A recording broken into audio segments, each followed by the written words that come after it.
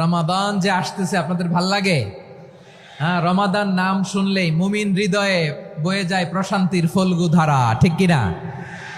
একটা আনন্দ, একটা উচ্ছ্বাস আমাদের হৃদয়ের মধ্যে চলে আসে। রমাদান সাইয়্যিদুশ শুহুর, 12 মাসের মধ্যে সবচাইতে শ্রেষ্ঠতম মাস রমাদান আল মুবারক আসছে।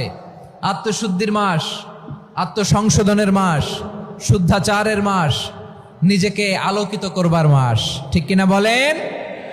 شهر رمضان الذي أنزل فيه القرآن هدى للناس وبينات من الهدى والفرقان। আল্লাহ বলেন রমাদান এমন একটা মাস যে মাসে কোরআন নাজিল করা হয়েছে। আর এই কোরআন হচ্ছে বিশ্ব মানবের জন্য পথ নির্দেশিকা, হেদায়েতের সুস্পষ্ট বর্ণনা এবং সত্য মিথ্যা পৃথক করার আসমানি মানদণ্ড রূপে জামিনে আমাদের জন্য কোরআন নাজিল করেছে কে? আওয়াজ করে বলেন তো, আল্লাহর নাজিল করা এই কোরআনে কোনো ভুল আছে? সবাই বলেন নাই। সবাই বললে এতটুকু আওয়াজ হয় আমি বিশ্বাস করি না।